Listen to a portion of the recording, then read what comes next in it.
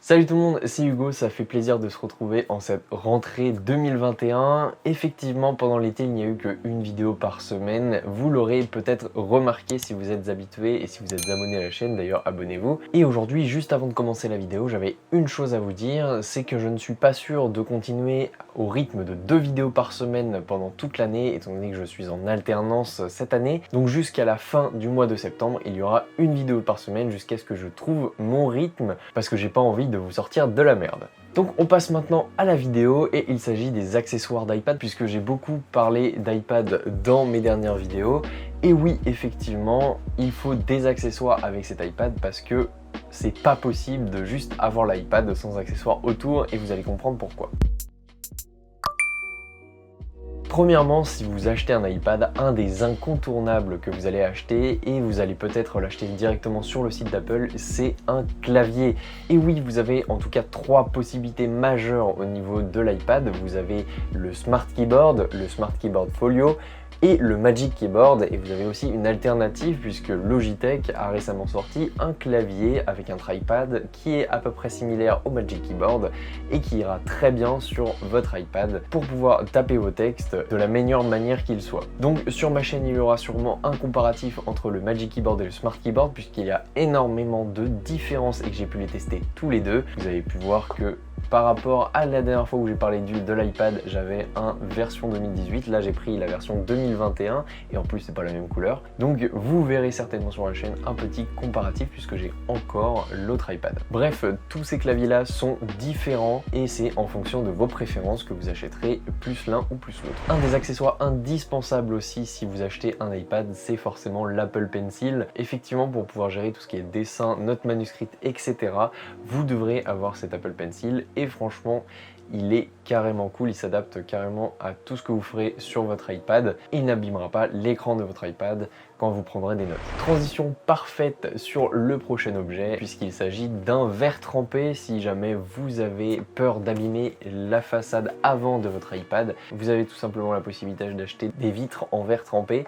Effectivement, ça existe aussi pour iPad, que ce soit en 11 pouces ou que ce soit en 12,9 pouces. Si vous avez l'habitude d'utiliser votre iPad en second écran ou tout simplement pour regarder du contenu, ça ne sert à rien de garder la tête en bas, il vous faut un support pour pouvoir le mettre à hauteur d'yeux pour éviter de vous casser la nuque. Tout simplement, vous avez énormément de supports, je vous en mettrai un dans la description, qui vous permettent de surélever votre écran d'iPad si jamais vous voulez regarder du contenu sur un bureau sans avoir à vous tordre le cou. Un accessoire qui va avec ce support, justement, si vous voulez avoir le support un petit peu plus en hauteur et pouvoir taper votre texte en même temps, donc la prise de notes avec l'écran en surélevé, vous pouvez tout simplement partir sur un clavier externe qui ne se branche pas directement sur l'iPad, et je pense notamment au MX Keys de chez Logitech qui est un très bon clavier pour pouvoir faire ceci et qui vous permet aussi de naviguer entre par exemple l'utilisation de votre iPad et le Bluetooth de votre PC.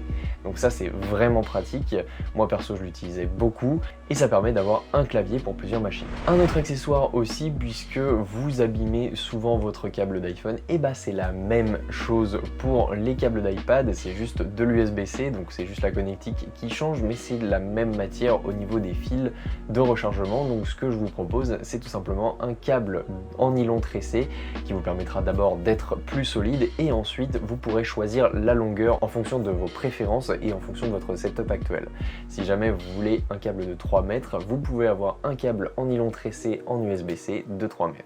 Vous aurez aussi besoin d'un adaptateur en USB-C. Effectivement, si vous achetez un iPad, si vous voulez imprimer et que votre imprimante est en filaire, vous n'aurez pas possibilité d'imprimer. Tout simplement, il vous faudra un petit adaptateur en USB-C qui se branche au dos de votre iPad comme ceci. Vous en avez plein aussi qui se fixent directement en mode rigide et en mode juste une barre. Mais là, personnellement, moi j'ai pris un adaptateur avec un fil comme ceci.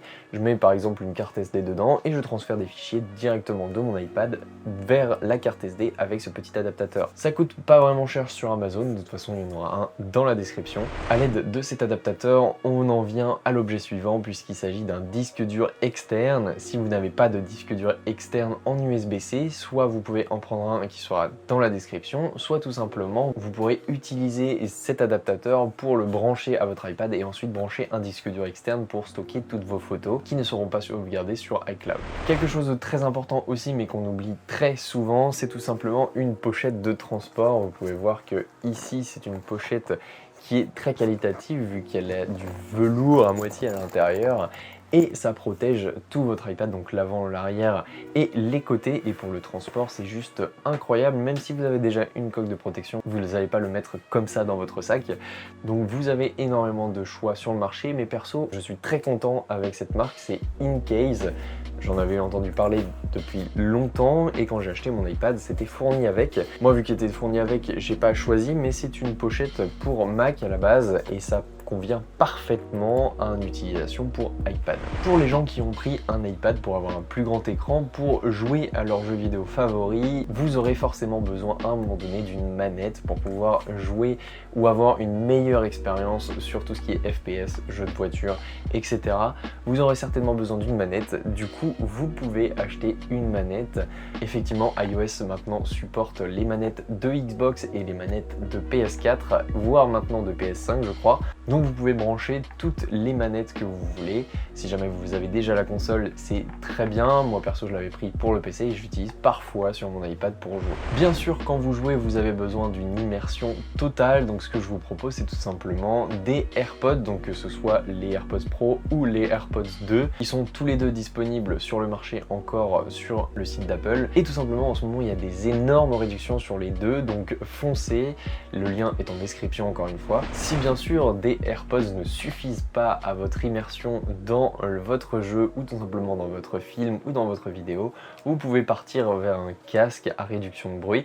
Donc il existe le Bose 700, moi j'ai opté pour celui-ci, mais vous avez aussi les Sony XM4 qui permettront d'avoir une réduction de bruit active très efficace. Et en ce moment, les prix sont vraiment en dents de scie sur tous ces appareils-là, donc les appareils audio, et ce sont des très bons casques, donc foncez si jamais vous pouvez l'avoir à moins de 300 € celui-ci. Et on va finir sur non pas un accessoire, mais quelque chose qui est accessoire sur votre iPad, c'est tout simplement une application qui s'appelle Duet Display et qui va vous permettre, en branchant votre iPad directement à votre PC, d'avoir un deuxième écran. Ça marche sur Mac, ça marche sur Windows, c'est vraiment très efficace. Vous pouvez passer par le sans fil, mais vous pouvez aussi passer par le câble USB-C, donc c'est très pratique et ça vous permet vraiment d'économiser du coup un écran qui serait peut-être éteint ou juste avec vos notes à côté pour le transformer en véritable deuxième écran d'ordinateur.